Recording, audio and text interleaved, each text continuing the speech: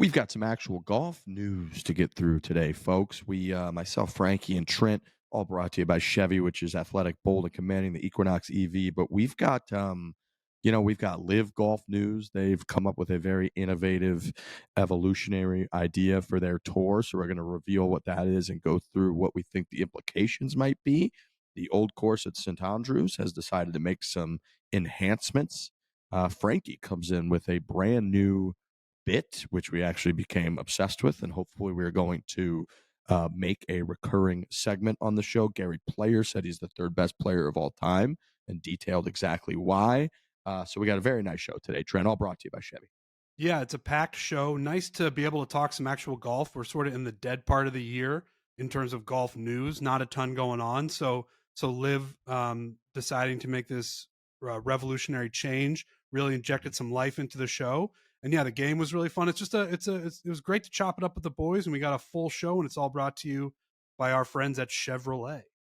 The Equinox EV, it's got, again, the 17-inch massive diagonal center screen, which just takes over the interior in an awesome, futuristic, high technological way. It's the largest of any EV in its class.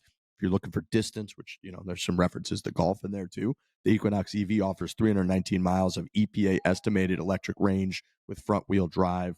When it comes to EVs, the Chevy Equinox EV is the smartest choice you can make. Another one of my favorite parts is watching people get a sense of like the relationship that Frankie and Dave have. I'll keep you by my side, my superhuman, my kryptonite. Foreplay presented by Barstool Sports. We got the boys, myself, Frankie, Trent. We actually got some real golf stuff to talk about in the old golf news coming out this week. So kind of excited to get to some of that. But a little reminder here, the Internet Invitational continues to roll on. Last show was, of course, we had the whole Bob Does Sports crew on here. 6 faces, 6 personalities, combing through everything that's happened so far. We are halfway through the releases. 3 of the 6 episodes have come out. Today, on Thursday at 1 p.m. Eastern, is episode number 4. It's an incredible episode. As people know, once we got to round 2, the money started to kick in. And, Dave's doing skins.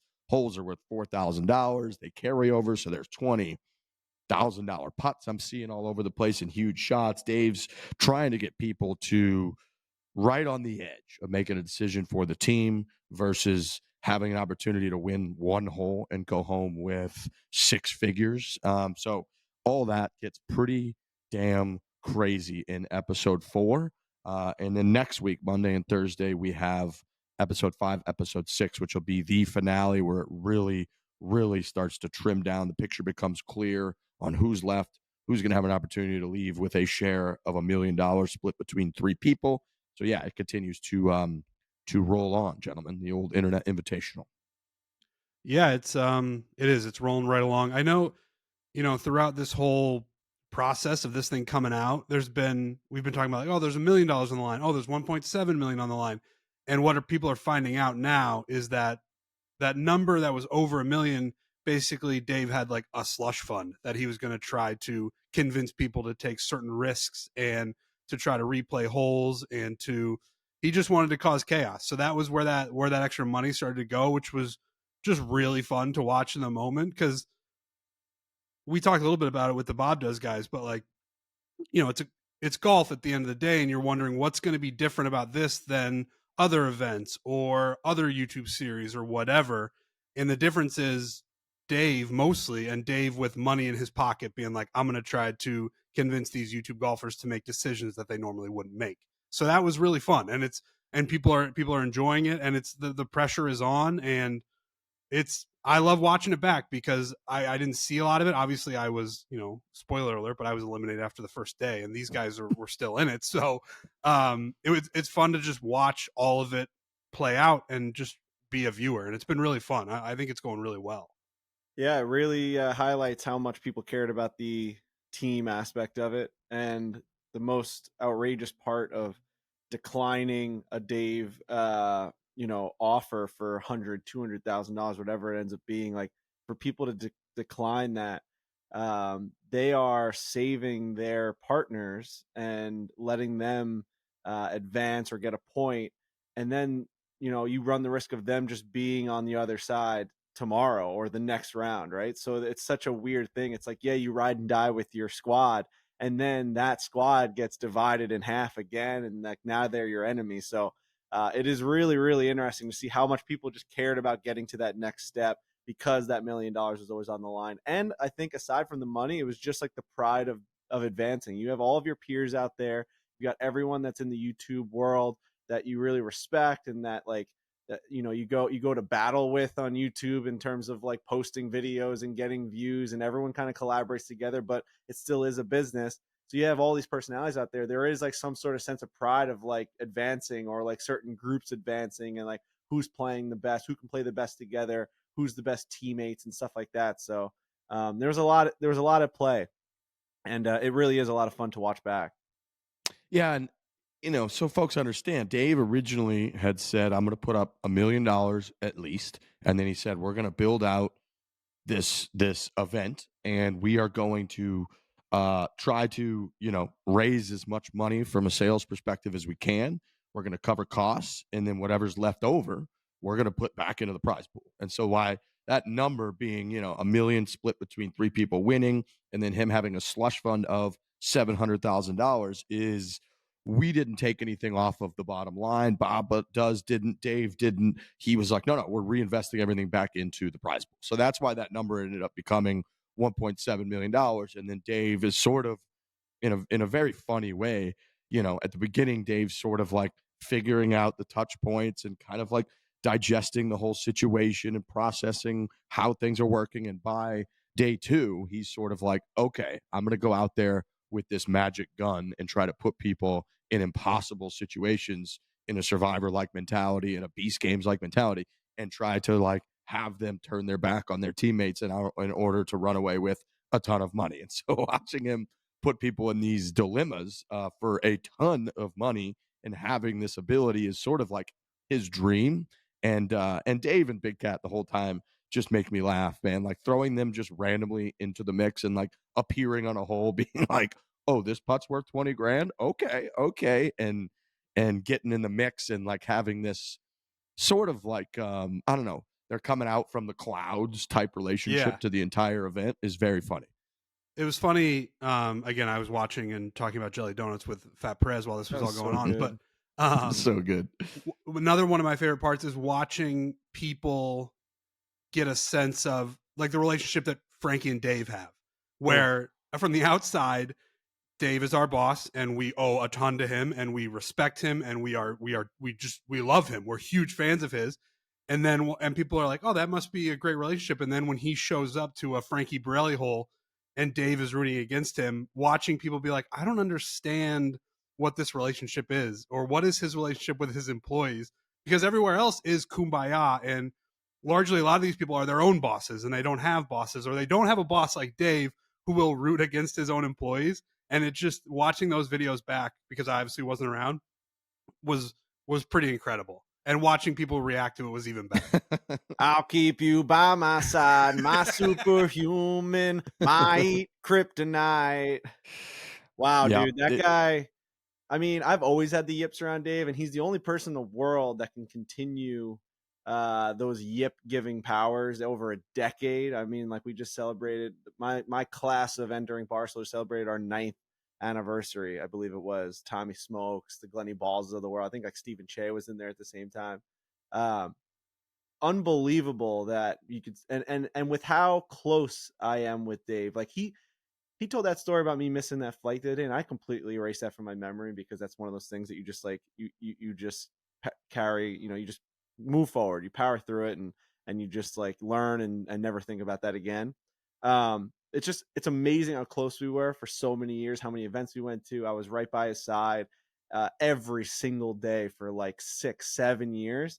And you still never get that comfortable feeling. Now, and that's not to say like he makes you uncomfortable. It's like he's just got that boss aura. He's got that like you don't want to fuck up around him. And that just translates in a really bad way to the golf course, because golf is like super like mental, and you have to have a ton of confidence. We talk about Dr. Brett McCabe, where it's all about watch this instead of watch out, and no self-doubt, and a lot of self-talk and positivity, and saying I will hit this shot. So when you have that guy that has that aura where you're like, I don't want to mess up around him, I don't want to make myself look like an idiot, I know what he's thinking, and I want to, like, there's not even that feeling of like I want to prove him wrong. You're just like, I don't want to mess up. There's no confidence in those moments. So you put that and magnify that for playing for $1 million, and you don't want to mess up in front of that guy.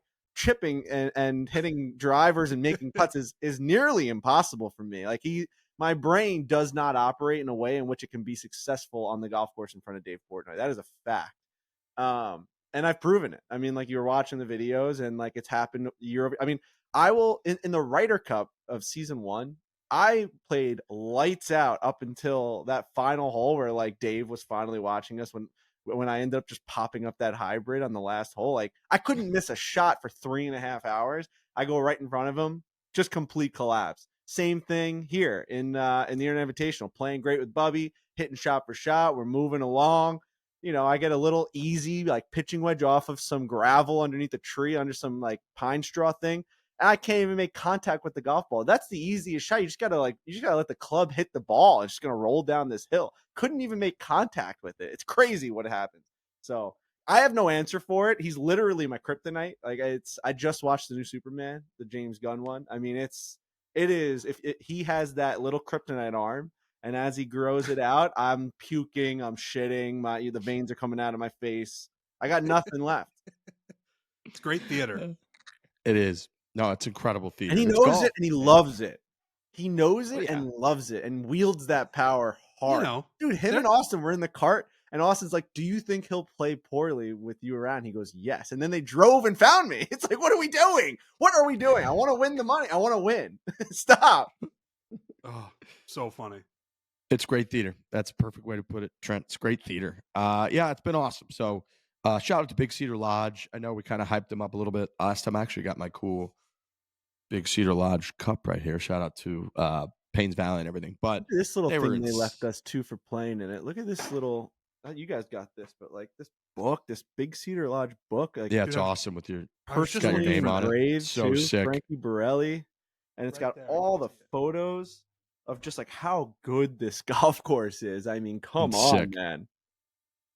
Yeah, that place is so great. We hyped them up on the last show, but we've been there a few different times, either for our own trips with a group. We filmed there. We did the Internet Invitational there, but they were the ones that kind of reached out to Barstool and to us and to Dave, and we're like, we would love to host this thing, and that just made everything so much easier, not having to worry about, getting 48 people plus ones plus producers and all of our team, and having them months in advance be like, nope, we're going to just make sure you guys have what you need was huge. So if you're ever thinking about booking a golf trip, any kind of trip, really, I mean, we did family trips there growing up. We used to go, Table Rock Lake and Big Cedar Lodge are like 4 hours from my home in St. Charles, Missouri. So we would go down there long before they had golf courses, and we would rent a boat. We would go to dinner. We would fish. We would hike. Like, that place is insane. So I'm glad it's coming off really cool on camera. And then these last couple episodes, it only gets better. The new Cliffhangers course is laughably cool for a par 3, 18 holes,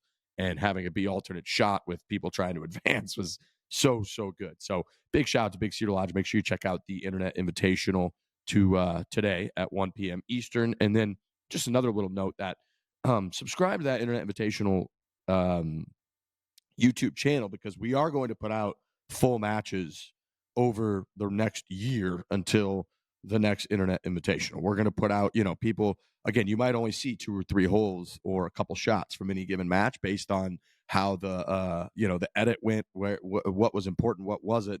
All of them were edited into YouTube videos, like Frankie explained last time. And so we're going to put those out as full YouTube videos. So make sure you subscribe to the Invitational channel, the social channels, because we'll kind of hype them up. We'll promote them through those social channels and then put the full videos out on there. So make sure you check all that stuff out. All right, gentlemen, we're going to get into some golf news. We haven't really done a ton of golf news recently. LIV Golf has come up with an innovative evolution of their product.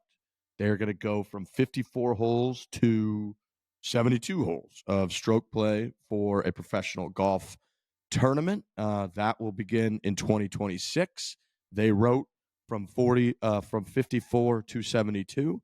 In 2026, we're expanding to a 4-round format, advancing our global growth and bringing more action for fans worldwide. Another little tagline they were using was the next phase of growth for LIV Golf. Rory McIlroy weighed in a little bit on this. I sent a clip to Mr. Ryan Richardson. Rory's had a very interesting relationship with LIV and with commenting on LIV, but here is Mr. Rory McIlroy reacting to this innovative news from LIV Golf. I think it's a peculiar move because I think they could have got ranking points with 3 rounds. I don't think the 3 rounds versus 4 rounds was what was holding them back. But yeah, it certainly puts them more in line with traditional golf tournaments and sort of what we've all done. It brings them back into not really being a disruptor and sort of falling more in line with what everyone else does. So, but if that's what they felt they needed to do to get the ranking points, then I guess that's what they had to do. And yeah, I think what's hard is you've got, the LIV guys are going to play and say potentially they get world ranking points, but because their strength of fields are going to be so weak because a lot of the guys have fallen already in the world rankings because they haven't had ranking points for so long. I don't know if the ranking points are really going to benefit them, So, yeah, it'll be interesting to see how it plays out. Gentlemen. Wow. Any thoughts on this, this big move? Did they change the name now to LXXII? Right, because LIV is Roman numeral for 54, I think it's right? LXXII is what 72 is in Roman numerals. So, I mean, they have a name that means nothing now. There is no meaning behind LIV, right? Yeah. The name, right? The name seems pretty. Like, does LIV stand for anything aside from it just meaning 54? No, I think that was it. Okay. Pretty sure that, yeah. Which that was the reason. I'll be honest, I kind of love not like that. lucrative, innovative venture or something. They could pivot. Sounds like they're down to pivot. The lucrative innovative venture golf league. Starting to sound a little bit like Prestige Worldwide, but you got to find something because now you have a name that literally makes no sense, right? It's like you've changed what the name of the league means. Yeah, I don't know. Obviously, they got pushback from the new players, including John Rahm. Like, really did not like the 54 holes. I think that he was probably a vocal piece in this whole thing because he doesn't want to look like an idiot. Where he was like shitting on LIV for being 54 holes when he was a PGA Tour member, then goes to LIV, thought that change or thought that transfer would enact change, and it didn't. And now you're seeing them kind of peel back a little bit and succumb to what the players probably do want, which is to play 4 rounds of golf. I mean, you're seeing the way that there are some guys that are performing really, really well from LIV in majors. It's Bryson DeChambeau, right? I mean, like, he is showing that he can. Tyrrell Hatton. Like, there are names, and like they're showing that they can show up to these big events and still perform at the highest level. But I think the majority of guys are playing 3 rounds. They're not getting into that competitive spirit. And then all of a sudden you got to jump into these huge 4-round major cut type of events. And they're not getting the preparation that they need to get. So I think they felt the pressure, and I think that they had to kind of bend the knee because that's just what golf is. And they're trying to change it a little bit too much. And now look, a couple of years go by and they're right back to where the PGA Tour was, just a little bit more global and a little bit louder in some parts. So, I mean, it's funny to watch Rory try to hold his tongue a little bit. I mean, he got the disruptor comment in there. He got them the fall in line, but he wants to be like, you guys are just now doing what we were doing. But he's learned from dead in the water comments. He's got a history of clips that you can go back on and be like, well, that didn't really work out. And now that things are starting to fall a little bit more in line, he definitely probably wants to say more than he said in that clip there. But what this shows to me is it's all just golf, and it's always been just golf. And 4 tournaments is probably the right 4 rounds is probably the right way to run a golf tournament. And is it going to put them in a better position for world rankings points? That's a world I don't know all that much about. I know it's a URL. I know that our guy Trevor Immelman is pretty involved with the world golf rankings. But yeah, it really, when I saw that news, the first thought in my head was, wow, this is all just golf. You can have flashy, you can have music, you can take players away with huge amounts of money, but at the end of the day, it's just going to be 4 rounds of golf, best player wins, regardless of what tournament or what league you're in. So we're really, and we've said this, I said this 6 months ago, and we all did, we're really down the rabbit hole of just, there's 2 golf leagues. And I don't know if it's ever going to change.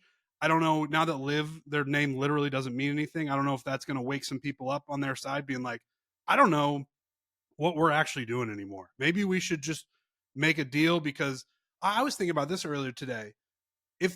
How much of a change would there be in ratings if all of the LIV guys went back to the PGA Tour? We've talked a lot on this podcast about how the ratings for the PGA Tour is really, they're pretty damn good. And the Rorys and the Scotties and those guys have really carried the torch for that tour and put it in a place where they're kind of like, all right, we didn't really lose any steam. Would the ratings go through the roof if the guys join? Is there any real incentive for the PGA Tour to be like, let's allow these guys back? Overall, I think no. I think there'd be a little bump at first, right? It'd be kind of exciting, be like, oh shit, Rahm and Bryson and these guys and how heated they've been, and we only get to see them at majors where it's a little too prestigious. Nobody's really going to be dramatic at like Augusta. They're too focused on what they're doing at Oakmont, whatever. That you get them out on a PGA Tour event where they're now like returning. I think there'd be a little bit of love at the beginning from a ratings boost, and you get a week or two into it, and you would just see the ratings be the exact same if they are as they are now. That's how crazy. How crazy is that? Where when this all happened, we're like, oh, the ratings are in the toilet. This thing's over if all of these guys leave and the talent pool gets split. Now we're in a place where we don't care if the talent pool comes back together or not. I know. It's pretty wild. And, look, I would like to say that we're pretty like open-minded here, which is why it's kind of a justification for us flip-flopping from time to time. But I would say when we talked about LIV a month or so ago, the financials being reported, they're over $1 billion in the hole. And we kind of went through a whole dissertation about how, if you look at the beginning of any leagues, that, it takes time. It's always taken time. They're only 3 or 4 years into this thing. If you look back, at the PGA Tour in the 1960s or something compared to now, it is a laughably different product. If you look at the NFL and kind of the top tier, the biggest events in the NFL in the mid 1900s versus what the Super Bowl is now, it's a laughable difference. And so maybe they'll get there, and maybe they'll play these clips of like Katie Couric being like, have you heard of this internet thing? And then that's like us doing the whole LXXII Golf Tour chatter, who the hell knows? But as is, yeah, I think that a year ago, there was endless talk of golf is too fractured. It can't be this fractured. It's not healthy enough to stand on 2 different tours. There needs to kind of be one tour. Eventually golf needs to come back together. And I just don't know at this point that that's true. I don't know, if we go back to some of the chatter at the very beginning, it was like the PIF can go really deep into losing hundreds of millions of dollars, if not billions of dollars. And they could play that long game, and they're not really going to care that much because they're just trying to gain Western influence. And golf is a big thing where we went through the list of, I think, 3 of the top 5 earning athletes in American history are golfers, like Arnold Palmer, Tiger Woods, Phil Mickelson. Now we're getting to the point where Rory McIlroy and Scotty Scheffler are going to be entering that conversation. And so like golf has this incredible cultural impact on us over here and in a lot of places in Europe. And so LIV Golf and what the Saudi Arabians are trying to do is gain influence over. That's why they bought, Newcastle, I think, is the team that they bought, one of the teams that they kind of bought and run in the Premier League, and they're trying to do the same thing with golf. So losing money, it's a good investment for them, just from an influential standpoint.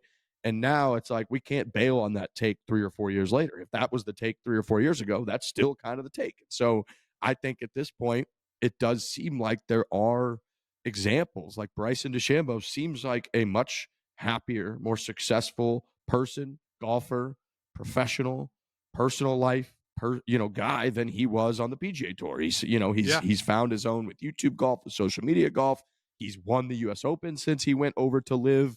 He's competed big time. He was in the Ryder Cup and was, even though we didn't win, obviously, he was still pretty damn electric at the Ryder Cup. And like, it's worked really well for him. John Rahm, we thought kind of fell off. He would argue he was already playing pretty poorly when he went to LIV. And now he almost won the PGA Championship this year. He was phenomenal at the Ryder Cup, which was maybe the biggest event in golf.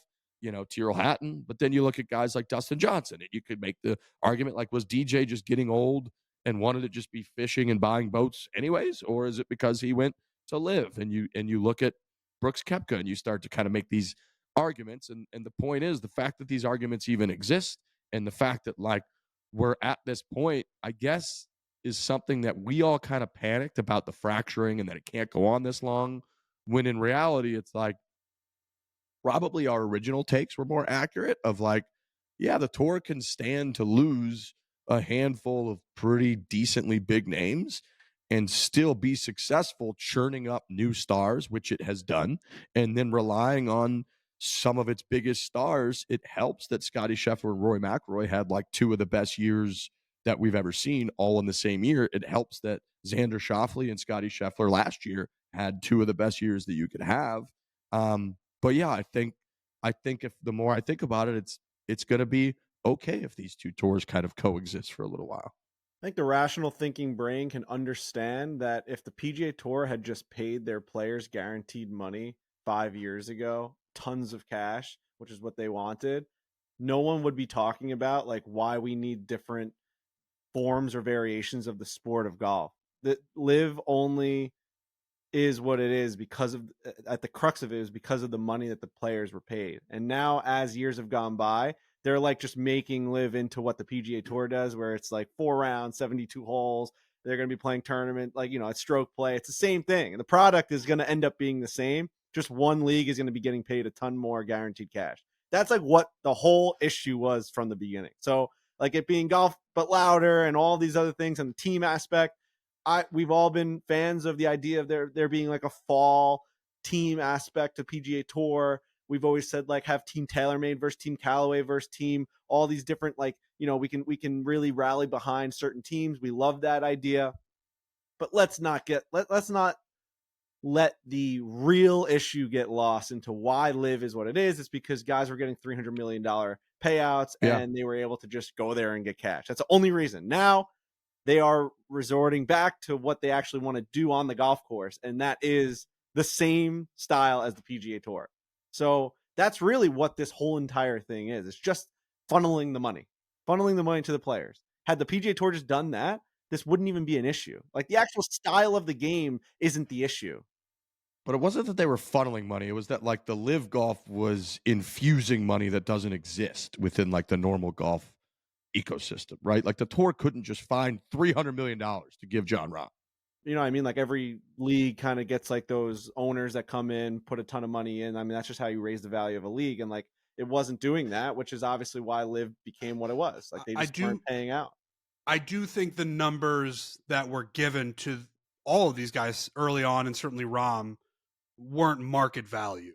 Like, they didn't. I'm not arguing on behalf of like that LIV did the right thing. I'm just saying that it's like eye-opening probably to LIV fans or people that watch it that thought that they were watching something that was going to like change the game, or like have this format that was going to be like, this is why this is what it is. This is why LIV is here. And like, they thought it was like the structure of the game. They thought that watching it for 3 rounds over 4 rounds was the difference. They thought that, like, the team aspect, all of that stuff, they like, as a LIV fan, you thought that that's why they were doing it. But in reality, it's just that the players just wanted to get the money. And now you have to be a real moron to have thought that, you have to be a real idiot. But I mean, I think, you had people saying that, like, even the people that were working for that are working for LIV are kind of drinking the Kool-Aid, saying like, we're changing the game in more ways. Like, well, now you're not. Like, you're just doing you're going backwards. So like, you all have to now open your eyes as to what this actually is,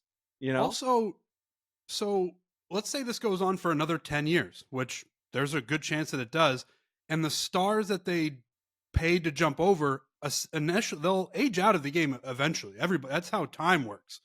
and there's not, to my knowledge, really a feeder system unless they want to start poaching players again. Like the PGA Tour is set up where there's these feeder leagues where you can create new stars, and there's a pathway into the sport and into the tour that you can, there's a legacy to be built, and that's really a part of your career.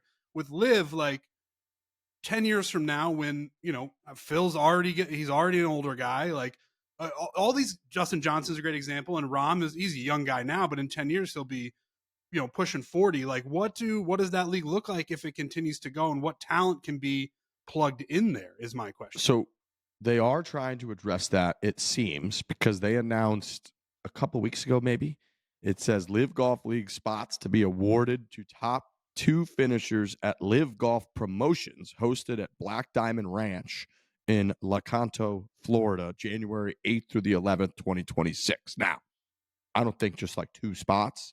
I don't know how that's going to affect your status on if you're trying to go the PGA Tour route. Like if you go to qualifying and you don't make it on LIV, is it the same thing as playing in a LIV event and the tour just like bans you? I don't know all of that. I do like that LIV, like I know what they're doing here with the word promotions. Like instead of just calling it qualifying, they're like, no, we have to be different. We're going to call it promotions. This is LIV Golf Promotions. And then in 3 years, they're going to call it the other thing. So I enjoy that part of it. I get a good kick out of that. I think they're trying to address that to a degree. And I know there's been some routes through like Asian Tour stuff that you're able to try to get through. But it is correct that there's not the Corn Ferry Tour, which like delivers, you know, almost they have clips of Scotty and have clips of all these top players coming through and winning on the Corn Ferry Tour and making it to the PGA Tour. There's not really a comparable system in place for the LIV Golf. And you're right. Like if you spend all this money, you poached all these players, a lot of them were already older to begin with, and then they start aging out. You're not going to have what the tour's got. You're not going to have Ludwig Oberg and these guys coming up. I mean, Tom McGibbon, like he's a 22-year-old guy who made the decision of like, am I going to do the PGA Tour thing, or am I just going to take the LIV money and go there, and that's going to be the way my career goes? But it's different. It's not like you're saying, and like we're saying, it's not a feeder system. It's, we're just going to give you this money and you're on our tour. It's not like, all right, you're going to work your way up, and that's how you build stars, really. Like that's how companies and talent companies and sports leagues work. You see them play in college, and then you see them go to the pros, and there's a draft, and it's like, oh wow, I remember that guy when he was at LSU or wherever. It's different with LIV and like a Tom McGibbon, where it's here's a paycheck and you can just play on our tour now. It's strange. LIV was set up to be a disruptor and in the moment take your breath away and be like, holy shit, what the hell's going on over there? And I don't know how set up they are for the long term. And on the other side of that, anyone, like if they get people from college, will know what college they went to. I mean, you could still be a fan of a player no matter what tour he ends up going to. So I mean, it's not like they're poofing people out of like thin air. But I agree that there's no theater to it. And I think that's one of the things they're working on. When I talked with a couple of the LIV workers at the Ryder Cup, they kind of sat down with me at dinner and cornered me and was like, this is what we're going to be doing. What are your thoughts on it? And one of them was like the storytelling of their players and trying to build out stars and get people hooked on the actual stories of the younger players. Because you're 100% right. There is no story right now. It's just guys that were brought over, almost like you're forming a super team in the NBA. It's like, this is just who this team is. And then like, we'll figure out the future later. It's legitimately like when a team goes all in on a championship and like they forego all of their future draft picks. And it's like, we've got 5 or 6 years to win championships. And hopefully our fans become so obsessed with this run that like they're hooked forever. And that's just a strategy. You know, I mean, teams do that all the time. They go all in and then they suck for a decade or whatever. You know, you got the Chicago Blackhawks have had to rebuild for the last, you know, half decade, however long it's been, where it's just sucks that they're fucking fun to watch. Now they're good again, but now they're fun to watch again. But like there was some dark days recently with the Chicago Blackhawks, real dark days. And that's just the risk you run. You know, they're going all in right now with grabbing all these big names. Who knows what's gonna happen in the next iteration of this thing once these guys all kind of retire and don't want to be playing anymore. Yeah. I did a quick search, by the way, and I found a couple other professional golf tours that do 72 holes. PGA Tour, DP World Tour, Korn Ferry Tour, Japan Golf Tour, Asian Tour, LPGA Tour, Sunshine Tour, Korean Tour, China Tour, Challenge Tour, Canadian Tour, PGA Tour Americas, Ladies European Tour, LPGA of Japan Tour. Yeah. It's a bunch of them. One of the ones I actually had on my list that I had to take off was PGA Tour Champions because they actually do 54 holes. That would have really messed up my whole little bit there. And I actually don't know if all of those do 72 holes. But the point being, is very funny that I saw people being like, well, the next step in innovation might be that they don't do shotgun starts and they just do tee times at some point. And that's coming. I think so too. I would have done that before I would have done this because I think that's been on the most unwatchable part when I try to watch it is that everybody's culminating at the same time. There's no like crescendo in the event.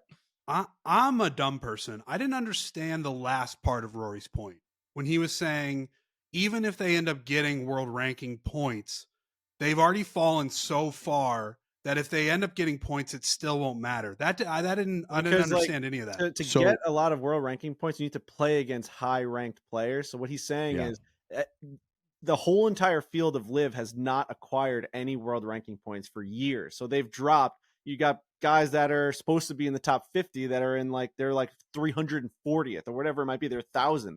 So you have a full field of those type of players. Your strength of field, according to the world ranking system, is like a 0. You don't have the number 1 player in the world. You don't have all these guys that you're playing up against. So there's like a whole algorithm that goes into how the strength of field affects how many points you get for that event. And they've already gone so far down that there is no way of coming back. There is no way of climbing back. Those guys will never go up. Got it. Okay, that makes sense. I believe like if you win a PGA Tour event and Scotty Scheffler was not in the field, you will get less world ranking points than if you win a PGA Tour event and Scotty Scheffler was in the field. And so if you multiply that by LIV guys already getting fucked by the world ranking points and all that, then he's saying it almost doesn't even matter. Sounds like there might be that to me sounds like there might be a new round of money coming out and guys trying to get poached. Get a couple of guys with some world ranking points. That, or you got Trevor Immelman, who's like the head of the World Golf Ranking Association, which we haven't really heard much about since that got announced. But like maybe he has to adjust something now. I mean, at some point, if as years go on, there's gonna need to be some sort of adjustment, or else like I don't know how those guys aren't gonna have any world ranking points, especially with like the Ryder Cup and all of like just. It's really, really difficult for these guys to compete on a grand scale when they're not getting any points compared to the guys on the other tour getting points for just playing in every event that they're playing in. So at some point, they're going to have to come to some sort of agreement. And I'm sure that that's what they're banking on, because that's like their only hope is to get some sort of agreement where they get points for and value for just playing their events. Do you guys want to guess the highest ranked LIV golfer right now? Gotta be like, Bryson. and where Bryson. He is? Bryson. Not Bryson. Wow. You know what? Rahm? This might be stunning. It might be Tyrrell Hatton. Is it Tyrrell Hatton? It is. And he is number 21. Wow. See, that's to defend LXXII Golf. Like that is a little ridiculous. Like we know players on their tour. There's 5 of them or whatever that are like top 30 golfers in the world, right? Like we all agree with that. Right. Yes. So he's just acquiring those from is he playing in like DP World Tour events? Are those getting world ranking points as well? I would imagine so. I believe so. A lot of them do like the Asian tour and all that. So you really got to grind when you're on LIV to get some sort of points. You got to be playing in extra tours, ton of events, which is again the opposite of what the appeal for it was. It all just comes back to they were just making a ton more money. That's why they played. But they were like, we want to play less events. We want to be with our families, less travel. And it's like, all right, well, now I got to play in Asia and all these different places just to get some points, stay in the top 25 or whatever it is. But Riggs is right. It's swung too far the other way where it's not true what's happening. It's not a true representation of what kind of golfers they have on their tour.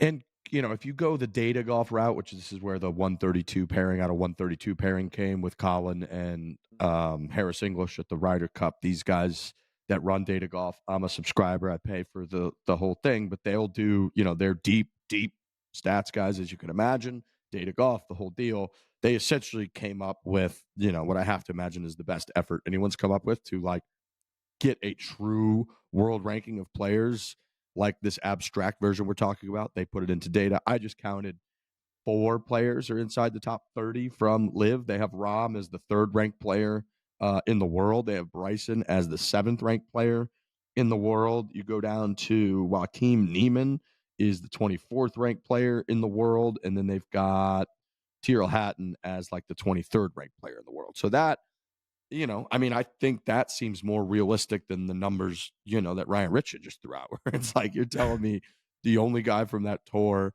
is the 21st best player in the world is Tyrrell Hatton. It's like, so that part of it, I think, is why they tapped our good friend Trevor Emmelman as the head of this URL.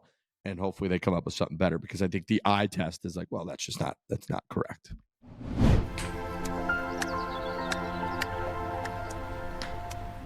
This episode is brought to you by Body Armor Sports Drink. Body Armor has great tasting flavors like strawberry banana and orange mango with no artificial dyes, flavors, or sweeteners. This is just packed around my house, in my fridge, and throughout the day. I am making sure that I'm drinking Body Armor because it's great for you. You got to be hydrated, and it's delicious, Trent. It's very good. Watching the Internet Invitational back, it really brings me back to how hot it was in the Ozarks at that time. And if we hadn't had Body Armor out there, I don't know what I would have done. I was drinking so many Body Armor waters, so many of their different flavors out there. They had us hooked up out there. Everybody was drinking them. It got everybody through it. And yeah, I have it in my house. I drink Body Armor water every single day. Hydrates me. It's a must-have everywhere. Body Armor is also an official sponsor of the Barstool Sports Internet Invitational, combined with us and Bob Does Sports and Dave. They came in as an official sponsor, which was huge, as we were alluding to, in the Ozarks in August. Humid, a little bit hot. You got to stay hydrated out there. We're able to do it thanks to Body Armor and a bold new look with the same great taste. Get your Body Armor today at Walmart or a local grocery store near you. Body Armor, choose better. If you are going to trade crypto, do it right. No sketchy platforms, no sketchier customer support. That's why we only trust Kraken. I'm actually noticing very recently, Trent, that Bitcoin's gone down a little bit. Kraken, crypto, maybe a good time to buy. Again, we're not giving into financial advice here, but if you're going to do it, I believe Kraken is the best way to do it. Yeah, I did check. I checked. It was going down over the last couple of days, and you do need a trusted platform. There's a lot of unknown, I feel like, with Bitcoin and that whole world. So to have a trusted platform where you can go to and know everything is safe, know that your money is safe, know that all your investments are safe, Kraken, it's a really huge deal, I think, to have a platform like that. And Kraken, it seems to be that type of platform. Kraken lets you buy, sell, and swap over 300 cryptos without the lag, the crashes, or the clownery. If you're buying crypto manually, that's old school. Recurring buys let you automate your investments, so you stack sats without even thinking about it. DCA done right. You can buy more when prices dip, less when they spike. You can link your bank in minutes, so you can set it, forget it, let your portfolio grow. So quit waiting. Head to kraken.com/barstool. Again, that is Kraken, KRAKEN.com/barstool. Not investment advice. Crypto trading involves risk of loss and is offered to U.S. customers, excluding Washington, New York, and Maine through Payward Interactive Incorporated.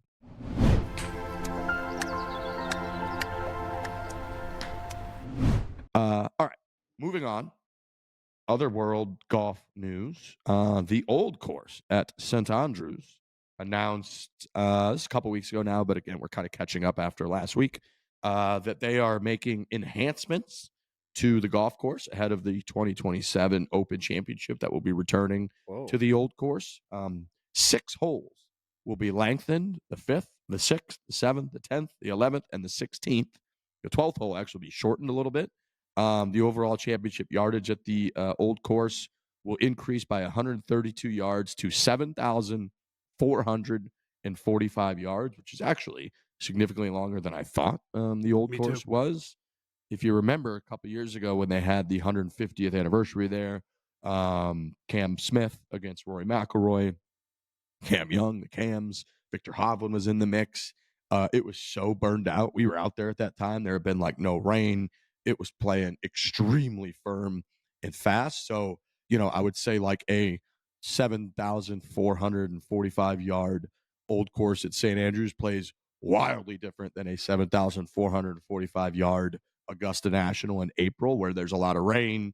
And even though they could get the greens pretty firm with the sub air, you see a lot of balls like plug-in mud balls. If you recall, I think it was like Spieth this year that was like, we're not allowed to talk about it, but we get endless mud balls at Augusta National. So those yardages do play quite differently.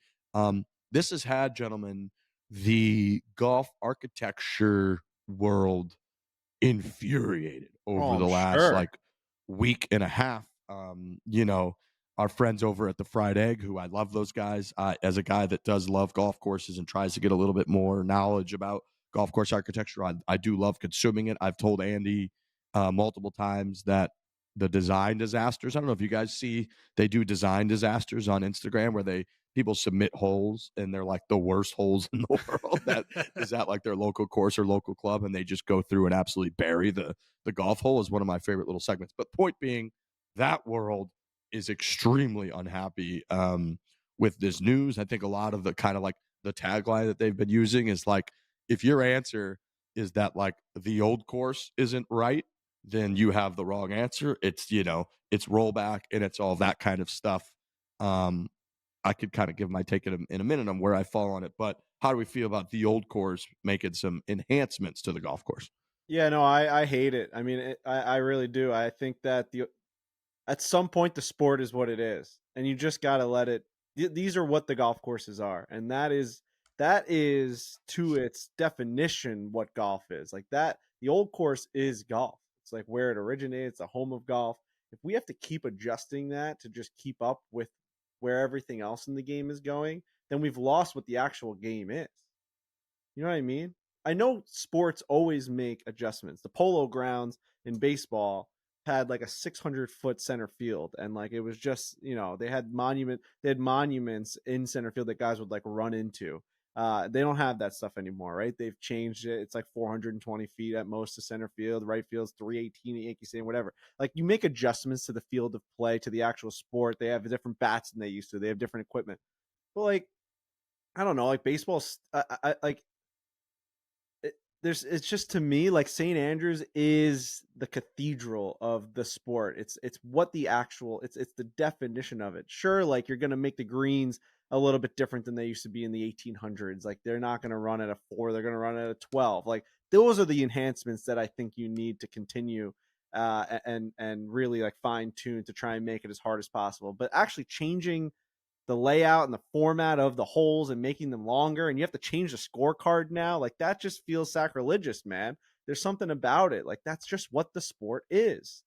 So if Bryson in 2027 goes to St. Andrews and without these enhancements, if they hadn't done it and he'd won the tournament at 35 under, because he's just lighting that place up. You're all right with that? Like, because I am, because it's just like a guy just like learning how to play the game better. It's like what the course has always been forever. It more just shows like how amazing guys have gotten at the game of golf. And you can compare that to like old Tom Morris playing the course. You're like, holy fuck, these guys are so good now. Why have to change a course though?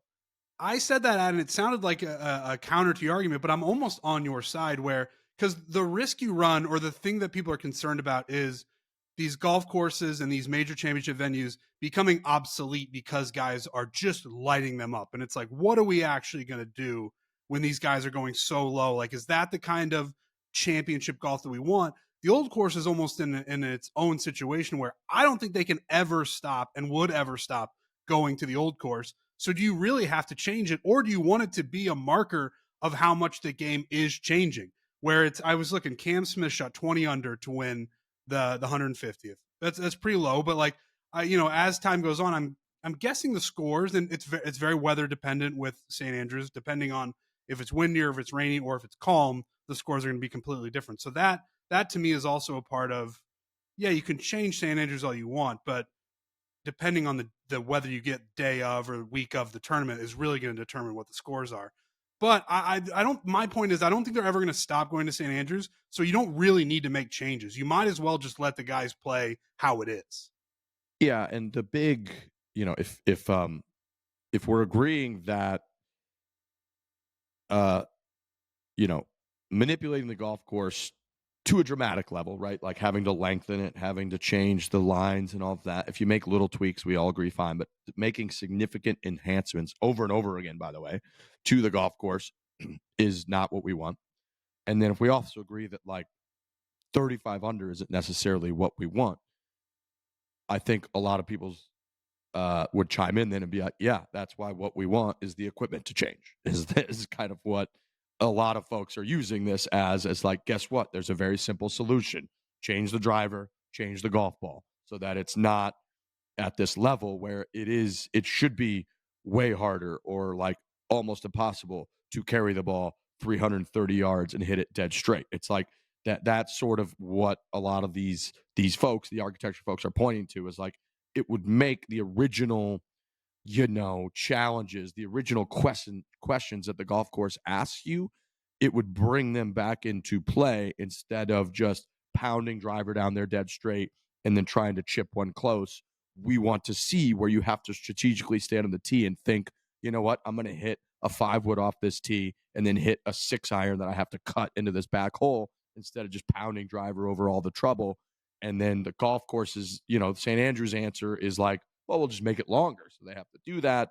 And then you get into the whole sustainability. You get into the whole, like, if we just keep making golf courses longer forever, we have to water it more. We need more grass. We need more land. It's not good for the world. And you get into that argument. And so, again, the counter to that would be like, guess what? Roll back the equipment and we're fine. And we don't have to worry about any of this. The equipment thing is so interesting because has there ever been another example in sports where you essentially cut off innovation? Like, instead of pushing it and pushing it and pushing it and being like, things got to get better, things got to get lighter, things got to get faster, things got to go further, they're saying, no, let's go the other way. Is that ever happened before? Wooden baseball bats, But haven't the bats always been wooden? Yeah. Like, I know that at other levels. Yeah, I see you're saying going backwards. Yeah, like that's where I think people have a problem and an issue with it. And I really see both sides of it. I think originally when the ball rollback came out, I think I was pretty heavily against it because I was like, let's just keep pushing this thing. Like, why not? And I certainly see the argument where you want to keep these cathedrals of golf in play and you want these tournaments to still go there because there's so much history. And it's the fucking old course is what we're talking about. But like, I can understand the other side where people are like, since when, like, football pads, they get smaller and lighter but they still say they serve the same purpose. They move forward and things get better. You just don't ever really see in sports going the other way. And I think that's the problem most people have. The only thing I can think of that's even close to trying to regulate how good these guys are is like baseball putting the seams more in the ball so that the pitchers can't grip it as much. Like you take a ball from the 1960s or even you take a little league baseball and those seams are out, like you cut your finger just throwing a curveball on them. So like those balls would look like wiffle balls if Shohei Ohtani was throwing it now. And they've gotten them to the point where you're basically just throwing a marble. I mean, those seams are completely inside the leather. Right. I'm thinking like football, they make them a little bit slipperier. They make the ball as like slippery as they can for the quarterback. Because if you gave them a college ball or like a high school ball, something that was a little bit more squishy, these guys could toss this thing as far as you can possibly imagine. So I do think in some sports they limit, like they try and hold you to like a certain standard and like not make it into like a mockery, right? Like you have to they've definitely dialed back equipment to a certain extent. And I'm sure with like hockey, that you can only have your curve to a certain amount, because if it was too much, you'd be like, like they really stopped that. Same with goalie pads, they did that. Goalie pads, everything. Pads. Like there are certain limitations, which golf does have. Golf has limitations. It's just the argument is that they're too high. So like I've never been on the rollback side of the argument, but like the more that we talk through, especially when you bring St. Andrews into it, I do see how, like, all right, like if we have a limitation that a driver can be this and this many grams and all these, we talked to Trotty and Adrian, like they have to be so diligent about exactly what kind of club they build. Yeah. Because you can't be non-conforming. Like, why just not make that number just like a number that lower produces I was gonna say a closer drive, a shorter drive, right? Like just find a lower number drive to the to the man that hit it. Correct. For Closer sure. drive. It's a closer drive. That ball's closer to me than it would be. That's right. The word for that is shorter. If they let right? that Like technology just get out of hand, change that those ball would be farther for me specifications. for sure. Change those specifications. We've also talked about how in TGL they took away like the boring part of golf, which is just like watching a ball flying from the tee to the fairway right in the middle, and then like they walk from the fairway, from the tee box to the fairway. Like every exciting part about viewing the game of golf are the approach shots, the chips, the putts, all of that stuff. Maybe if you have to carry a drive, which this would make way more entertaining because you'd have to carry more bunkers and more hazards and stuff because everything would be more in play. I totally think that as a viewer, it'd be way more fun. I think as I'm seeing more golf being played in TGL and all these different types of variations of the game of golf, YouTube golf with all these different challenges, people like to see hard things accomplished, and making the game harder actually might make the game more viewable and more fun. What if St. Andrews got a special designation that you have to use clubs from like 200 years ago? Everybody has to use the old clubs. The Hickory Challenge or something? It's the Hickory Major now. The ball started going too far. Do you think the results would still bear out with the best golfers in the world? Yes. You think so? Like if I think yes. Yeah, I do. I think you would just see and I'm basing this off of nothing, just my own opinion and eye test, but I think you would see actually a larger discrepancy in the top of the leaderboard and like 20th place is my guess. Like I think, you get a lot of bunched up now, which is in terms of the drama of the leaderboard, it's pretty exciting. But we see a lot of like bunched up with guys that like aren't as elite as we know. Like this was the Jack Nicklaus comment from like the Memorial where he was like, I'm sure Ben Griffin's a fine player, but like he's no Scotty, and I think that you would see like the air quote Jack Nicklaus fine players would just be farther behind the top players is kind of like the thinking that I get. And you're saying that's what equipment has done. Like Tiger equipment has brought everybody together. And Tiger's made that point many times. Tiger's made that point.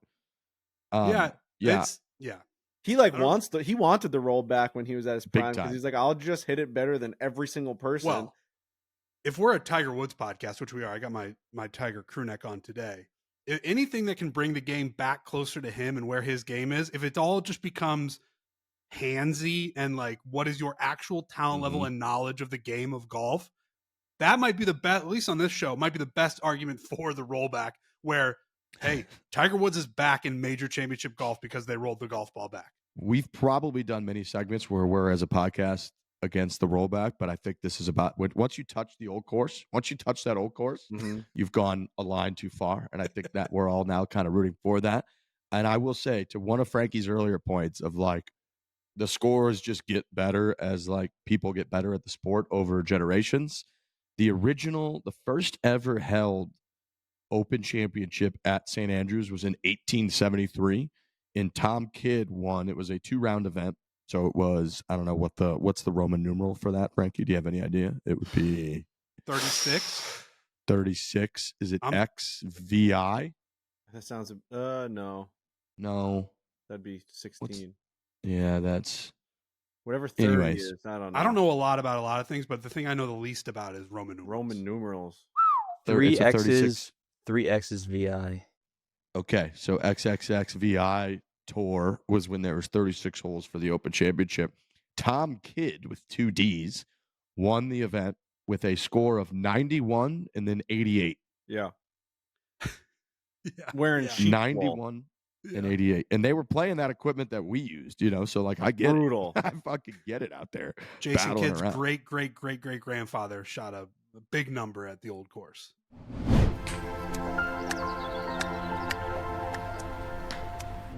Golf is hard. Protein is easy with one Hershey's double chocolate. Trent's got it right there. It's the golf course snack of the century. You throw it, especially if you get a hot day. You don't have to worry about as much this time of year. It's a little bit chillier in most places. You get yourself a hot day. They got that little cooler right on the side of the golf cart with ice in it. You throw your one Hershey's double chocolate bar in there. It's got 18 grams of protein. It's only got 1 gram of sugar, and it's delicious. Yeah, I'm a huge fan of these. The double chocolate, my favorite flavor. I'm not a big breakfast guy, so I'll find around like 10:30. I'll be like, I'm a little hungry, but it's pretty close to lunch, so I don't want to, screw that up. So I'll just have a 1 bar. I've been eating those a lot this week, and it holds you over until lunch. It's great on the golf course. It's great when you travel. I throw a couple in my backpack, and it's just like, oh yeah, I've got that. When you're kind of in a pinch between meals, getting on a plane, getting off a plane, it's very versatile, and they've got great flavors. Double chocolate, Reese's peanut butter. There's just 1 bars are fantastic, and they have been a fantastic addition to my life. Only one, Trent, Hershey's double chocolate is made with Hershey's cocoa, and that is the one Hershey's double chocolate bar. You could try one's other delicious flavors, the one Reese's peanut butter lovers, the one Hershey's cookies and cream, their iconic one maple glazed donut, and one birthday cake flavors. But make sure you try and make sure you buy the new one Hershey's double chocolate protein bar on Amazon. Protein just got delicious. Diamonds Direct was founded by a diamond manufacturer in 1995. They go direct to consumer, which cuts out the middle men. The big one from Diamonds Direct is that if you buy an engagement ring for $3,500 or more, you are going to get her wedding band for free. Okay, wedding band for free. There's no fine print, just a seriously good deal. They've got a 110% lifetime upgrade policy. So if you want to trade up at any time, Diamonds Direct, you're just going to pay the difference. Diamonds Direct, they do it right. There's the lifetime warranty, and again, direct to consumer. So we love Diamonds Direct. Yeah, we do, and they've got great stuff on there. Go check them out. And the holidays are coming up. There's a lot of gifts to be given. If you don't know what to get your significant other or your mom or whoever in your family who would appreciate some diamonds, which there's probably a lot of them, go on Diamonds Direct. Get your shopping done early. You don't want to be last minute. Oh my gosh, what do I get? What do I get? Steal the show with Diamonds Direct. If you go on there, you get some earrings, you get a necklace, or whatever it is. I guarantee when that thing gets brought out during the holiday season, you are going to be the favorite son, the favorite brother, the favorite whoever. So go on Diamonds Direct and get your holiday shopping done now. Big moments teed up. Don't choke. Start with our picks from Diamonds Direct. Use our code, which is Barstool. Very simple. Barstool. At checkout, you're going to get 15% off your purchase with Diamonds Direct. Use that code Barstool, 15% off with Diamonds Direct.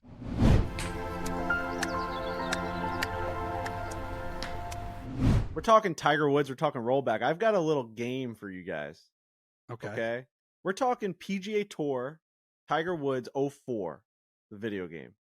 Okay. Arguably, aside from PGA Tour 2K25, which is out right now, we have a society that's going on. We actually have a new event at their new golf course, this Gorge golf course. It's unbelievable. So make sure you go play. 50,000 people in the Barstool Golf Society on Xbox and PlayStation. Tiger Woods, PGA Tour 2004, I think globally known as maybe the best golf video game ever made in terms of nostalgia. Just like where golf was at that time, where Tiger Woods was at that time. I've got a question for you guys. Now, I watch all these videos on Instagram. These guys, the Makeshift Project, they always pop up on my feed where like it's like 2 guys talking about whatever it is, the top 10 cities in America with the highest average income, and like the one guy has to just guess them, and they kind of reveal all the 9 boxes as he goes through. I would love to try our own version of that with Tiger Woods PGA Tour 2004. I would like for you guys to guess the 9 golfers, professional golfers, that were in the game Tiger Woods PGA Tour 2004. Okay, so Ryan Richardson has a little. Wow. That's right. Graphic ready. He's got a graphic ready. So as you guys guess the players, he will reveal the face, and we'll just move on from there. I can't join this because I've brought you the question, but I would love to see us try and accomplish this. Okay, can you zoom in a little bit, Ryan Richard, on this graphic, because these are the silhouettes these are the silhouettes. Actual people. These are the silhouettes of the actual people. Okay, so top left is Tiger Woods. Top left is Tiger Woods. Yep. Nice. I'm going to say... I think we should almost go... no, you don't have to go back and forth. You can just kind of rattle. No, because I want to eliminate some. I know... I believe Phil Mickelson was like never in these games. So I believe he's out. I'm going to say top right is Vijay Singh. Do you think that sounds right? Yeah. That's not correct, but Vijay Singh is in the game. Okay. We'll take that. Is he might? I don't love the silhouette thing. This is something we might have to like. I don't. I think you're supposed to try and remember him. Just that's going to be hard because you got it right, but it's not the silhouette. It's not as clean. but it is what it is. That's a correct one. You got it. You got one, Trent. I'm gonna guess Retief Goosen. Retief Goosen was not in PGA Tour. Was 2004. Sergio in the game? Sergio Garcia was not in PGA Tour. Wow. 2004. Was Ernie Els in the game? Adam Scott, correct. Ooh, nice. Okay, bottom right. No Ernie Els. No Ernie Els. Is the middle one would Colin Montgomery be in this That's game? Colin Montgomery, Trent. Yeah. Look at that guy. I knew it. Excellent. I was like, that's got Excellent the head of Colin Montgomery. You got to bring yourself back to 2004. And Dude. who would be like the David guys? David Duval. David Duval was not in the video game. What about Chris DeMarco? Chris DeMarco not in the video game. Was Lee Westwood in the game? No, he was not. At some point, I'll rattle these off. You guys let me know when you tapped out. That's pretty crazy. No, we're not going to tap out. Hold on. You're not going to believe one of the names. You're not going to believe one of the guys. Okay. Was it Zach Johnson? No. No, he wouldn't have been. No, he was a couple years later. No, he he started wasn't. winning. He Let's see, wasn't. 2004. The way Frankie brought out, the way he said we're not going to believe it means it's someone close to us, someone that we know, someone that we should be getting. Trevor Immelman? It's not. No. Oh, Is it? Is this too early, Trent, for Justin Rose? I think that might be Justin one. Rose is in the video game. Yeah. I think that was a good one. Okay, Justin Look at him, Rose. young lad. Yeah, he did. He's a young lad. Who's that skinny guy to the right of Colin Montgomery? Was Padraig Harrington in this game? Padraig Harrington was not in Tiger Woods 04. I guess that was a little before his run there. This is before Anthony Kim, I want to say, because he was like maybe 08, 2010. Is John this Daly? Nope. Ooh. Oh, John Daly's not in it. That's Stunning. crazy. Who's the big guy on the bottom left? You know, Riggs. Who is that fella? It looks like Angel Cabrera from here. Nope. Is it the seal? Who is the seal? The The you're walrus. thinking of the walrus. The walrus. Is that Stadler? It is not. All right, Damn. you want me to Marco reveal Mira? these? You want me to reveal these just for the audio sake of it? I Is guess. Marco Mira in It this? is not Marco Mira. All right, so Who we've the got fuck's Tiger in Woods. this video game? We've got Tiger Woods. Yep. Top middle, player number 2, we've got Charles Howell III. I was never getting that. Top right, never which I got couldn't believe, and it's obviously just because he's in the Tiger Woods camp. Nota Begay was in Tiger Woods 04. Attaboy, Noda. Noda, he should be in Attaboy, every Noda. Tiger Woods video game ever. I hope they Bottom paid the left, the shit big out of him. fella is Rich Beam. Oh boy, No, I wouldn't have jeez. gotten that one either. And No. the final player in PGA Tour, Tiger Woods 04, is Tyron. Okay, I mean, now I gotta tell you, that's a bad lineup of guys, dude, that is globally known in our generation as the greatest golf game. Everyone just always references Tiger Woods PGA Tour 2004. It's the ton of the spin, and you could do all these things, and you could create your own player. And they had St. Andrews, all this stuff. This was their lineup. Tyron. I don't even know who that guy is. I looked him up, and he was this like up and coming superstar. There's videos. If you type in his name, they're like, "What happened to Ty?" People have done like deep dives. He's got like an Anthony Kim type of like. He was supposed to be the guy. He gets this huge deal inside the new video game with Tiger Woods and Nota Begay, and now like none of us knew this guy. Nope. I don't think I've ever heard that name in my life, and I watch a lot of old golf. I know, man. So this is this. I mean, Rich Damn, Beam I getting feel the like- look. I think me and Riggs were Unbelievable. all over like the top 10 from that era, and they're Yeah, just nowhere I'm to be pretty, found. like, I feel pretty vindicated that you didn't drop a huge name there that we weren't even close Totally, to. totally. No, that that's helps. a weird that crew. helps. That was great. Wow. Nota Yeah. Begay being Wow. on there is so funny. Yeah, so I mean, obviously it's a little bit tough for audio, but I think we make that I for think it's social. still fine. I think Ryan can kind of cut that like up where it's like all the guesses kind of come, and a couple of the ones that you guys got wrong he doesn't have to include, but like you just for people on social, when I watch those, they kind of just like rattle through 1 through 9 or 1 through 10. And I just sit there with like my shirt off or whatever. I'm just sitting there and I'm just like looking at it at night. And I'm just like, oh, all right, those are the top 10 median cities in America. I love that shit. So I'll try and bring some golf ones to the show, and we'll see if people can guess them alongside. And it's good to watch it on YouTube too. You can kind of guess alongside the guys. I think that'll be good for the audio too. Yeah. People be in their car guessing, throwing names out. Crazy, man. Like, how are those the 9 guys? Can we look up real quick, Ryan Richardson, the top official world golf rankings, official golf world rankings of 2004? I'm gonna guess it Tiger Woods number 1, Phil Mickelson number 2, or Vijay Singh number 2. Vijay Singh's got to be Vijay might have been number 1 at the time. Really? Vijay might have been number 1. He unseated Tiger there for a second. Top 100. Oh, right there. Vijay Singh. Oh wait, that's just top players. Go to the 2000. You're right there. Golf. Yeah, that one. All right. Wow, Vijay Singh number 1. Number 1. He unseated Tiger Woods number 2. Ernie Els number 3. Retief Goosen number 4. Phil Mickelson number 5. Number 6, Padraig Harrington. Number 7, Sergio Garcia. Number 8, Mike Weir. Can't believe Mike Weir wasn't in that game. Mike Weir could be one that you would see in that game.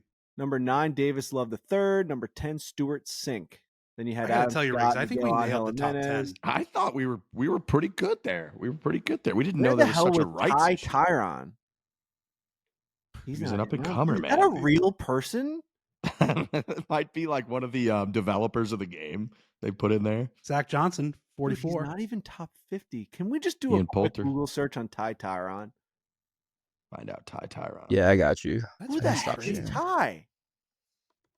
I'm the skinny fella on the right.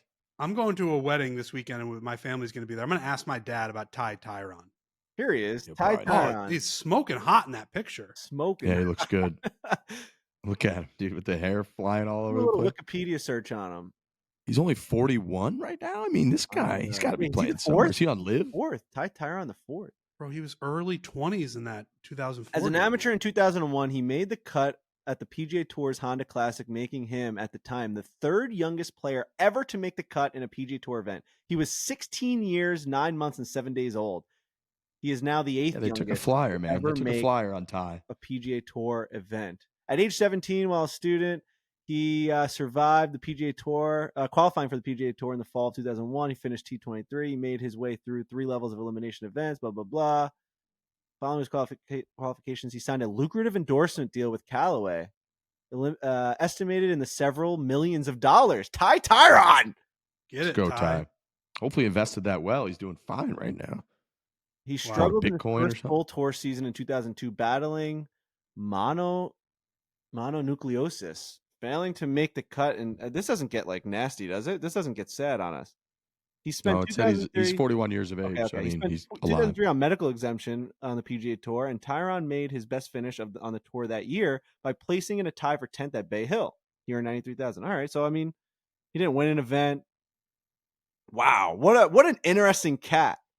He won an event on the Hooters tour. Oh, boy. I didn't even know that was a thing. Oh yeah. Oh yeah. Hooters tour was a big deal. Shout out John Daly. Just scroll down. I want to see what he's been doing recently. If he's done anything, maybe it's just like in personal life. He's married. Look at that last line. In addition, Tyron has been featured in the Tiger Woods PGA Tour game series. God, cool. That's all right. Yeah, that's just what an interesting guy, man. They did. That's a fun fact. That guy rolls into a party. It's like a fun trivia. This guy was in the Tiger Woods video game. I was in PGA Tour Tiger Woods 04. Like, you got to be kidding me. Be curious to see if this gets back to him. Imagine Ty's like, hey, I have him on the show. Like, what was that like, man? 16 years old playing on the PGA Tour. Wow, interesting stuff. There he is. Look at this fucking guy. There he is. That's a hot picture. You gotta be kidding me. He looks like he looks like he was on like 90210 or something like that. Mm-hmm. Kind of looks like Paul Walker a little bit. A little bit. He looks like a 90s movie star. He could be the villain in like an 80s movie. Or like he'd come in like Full House and like, you know, like he'd be like messing around, you know, like he'd like run into the door. He'd be like the teenage boyfriend of like Kimmy Schmidt. I think he would walk through the door of the house and you'd get those like hoots and hollers from the Yeah, the ladies are like, "Wow, Tyron's here." That was great. That was fun. Gary Player says he's the third best player of all time, no doubt. I don't know if you guys saw these quotes, but he said, "This is our housemate, by the way, me and Trent." He said, how I judge the best players of all time, as I say, there's no record book. That's the only way. It's the record book that's on paper, and Nicklaus has got the best record. There's no question. If Tiger Woods had made the right choices, he would have been the greatest player that ever lived. Gary. But the worst saying in athletics, in sports, is if, because if is immaterial. It's the bottom line. When they judge players, it's quite interesting. They put Bobby Jones and Arnold Palmer ahead of me. You can't tell me that an amateur golfer has a record that I have in golf. His record is not close to mine. You look at Arnold's record, it's not close to mine. I won more majors than Arnold. I won more tournaments than Arnold. I won more senior majors. My stroke averages were better. He didn't have the record, and he was my brother. But I love the fact, in a way, that they do that, because what he did for golf, he's trying to save it here. And I grew up with him. He was supreme. Jack is number 1, Tiger number 2, and I'm number 3. There's not even a question. Is what Mr. Gary Player number said. one in modesty. I also saw that he made some headlines with the Ryder Cup. He right before I came on here, he put out a statement on his Twitter account where I guess maybe some quotes were taken out of context, where he was saying that the Ryder Cup is going to end. But I guess he was clarifying that he said it's going to end if, and Frankie, he said if the behavior in New York can be allowed or even escalated. So Gary Player, I mean, he's kind of all over right now, I guess. Yeah, it's sad to see. I mean, he's been saying some crazy shit. Didn't he say like the Masters isn't a great tournament last year? He said it's by far the 4th major. I mean, come on, like he might be losing his marbles a little bit. We love Gary Player. I mean, he's obviously a legend. I don't know that I like. Yeah, is he the best? Is he the 3rd best player? I mean, I don't know that it's like that far off. He's the crazy part is he might be right in all of this. It is. He's just one of 6 players of all time to have won the career Grand Slam. He's tied 4th for total major championship victories with 9. I believe total golf men's majors. 9 is rarefied air. 9. 8 is rarefied air. 7 is. Walter Hagen has 11. He would be the only name that you would throw in there, which he doesn't even mention him in all of that, which is funny. But he's got 11. So obviously it goes Jack 18, Tiger 15, Hagen 11, and then Hogan and Gary Player both have 9. He didn't. I don't think he mentioned Hogan either, which is funny. But yeah, you can't be leaving out like Ben Hogan when you're talking about the top players. Didn't even mention him. No, it is one of those things where we obviously have a lot of respect for Gary Player, and we have spent time with him, and he's a great guy. You do get to the point where you get older, and it's like maybe we chill with the microphones in front of these guys. Like, these guys are legends. It's, he's not gonna. Yeah. I don't know if he's gonna say anything where you're like, "Wow, that's interesting," and that's. Dude. I don't know. I go back and forth on that. Microphone in front of me when I'm like 95 years old. I mean, everybody run for the hills. Like, I won't even know what I'm saying. I won't even know if I make it to 95. I won't even know what is up or down. I totally agree. At some point, he's 90, right? I mean, come on, man. Think so. Yeah. I mean, it's at a certain point, you're just like, Gary Player is a legend. There is no doubt about that. Dude, this was like right after, he like wasn't invited to do the ceremony, or whatever it was. I can't remember. Like, he wasn't invited as like to the level that he would have liked to have been invited to the Masters. And remember the golf ball thing with his like son, I believe, a few years ago on the ceremony, opening tee shot and all that. And then he was asked about ranking the majors earlier this year, and he said, "The Open is by far the greatest tournament on the planet. I rate the Open at 1, the U.S. Open at 2, PGA 3, and Augusta 4." That's what he said. He was 15 years old in like 1955. You know what I mean? Like, this guy grew up in the 40s. Of course, he's just going to be. He has weird takes and things that just like don't align with what we're thinking. It's the year 2025, and he's still got a microphone in front of his mouth. I saw everything. He is, for all intents and purposes, a time traveler. Like, he's just here now. Right. He's here, and the times are. I mean, the world has changed so much even since we've been alive, and he's been alive for 60 years more than that. Dude, think about in 1995, he was 60. Right. It's like He was you know what 58 when I was you know born. what I'm saying? He's like It's so kind of an older guy in Well, dude, I'm starting to 1995. feel that with this Matthew Schaefer, not to bring the Islanders into this, but someone Mm. tweeted out that Matthew Schaefer was 12 years old at the beginning of COVID, which got a big laugh out of everybody. Like, that's just an outrageous number. I mean, like that, like he was born after the iPhone was introduced. Like now he's just in our world playing professional hockey. We're way too old for all of this now. Like, you don't put a mic in front of my mouth anymore. You know what I mean? I'm Right. gone. Right. Relatively, like, Yeah. Schaefer looks at guys like us and he's like, okay, like dinosaurs. Like, Almost what do you double you're double their age, right? Yeah. Yeah. Right. Mm-hmm. It's Really crazy. bad. He's That got is to double crazy. it. He's where you're at You now. just got to double it. Oof. Another thing on my list. He goes, oof, Bad. oof. It's not good, dude. It's not good for anybody. So he was 12-year-old. I mean, he's the same age as 12-year-old Pete, Yeah. right? Like, Yeah. I He's played a 18. match against 12-year-old Pete during COVID. He was Yeah. 12. Yeah. He was born. He was walking around town, like pointing out where him and his dad like fish. They like bass fish and stuff. And you're like, Yeah, no, it sucks. It sucks. craziness. Ty Tyron was 16 playing in the PGA Tour. That's fucking even He crazy. was playing in video games I too. mean, Have you what- guys? what's Miles Russell? What is he? He's 17? a young lad too. Yeah.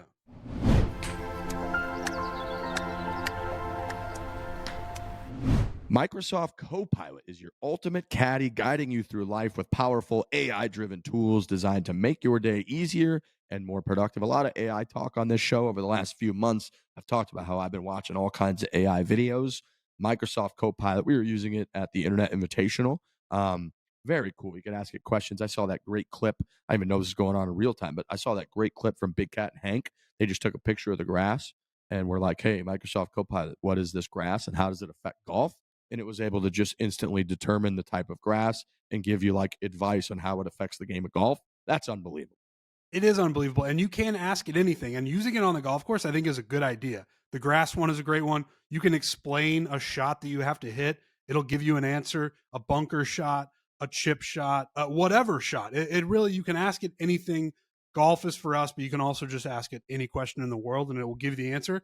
It's a very cool piece of technology that I think is even more powerful than people realize. So they should try it out, download it, give it a shot, and see what happens, because it is fun.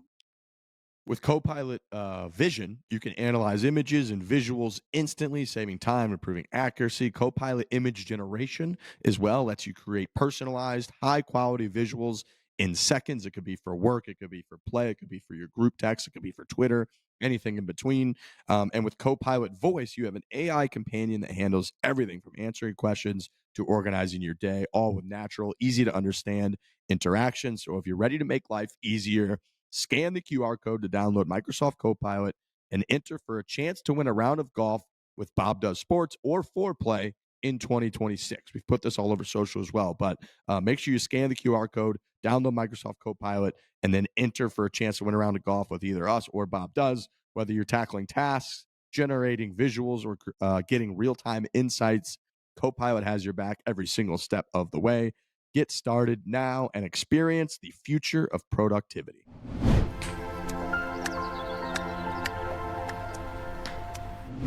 Have you guys heard of this wild spring dunes in Texas? Is No. this are these like the Sand Valley guys that are starting this up? Yep. Dream Golf.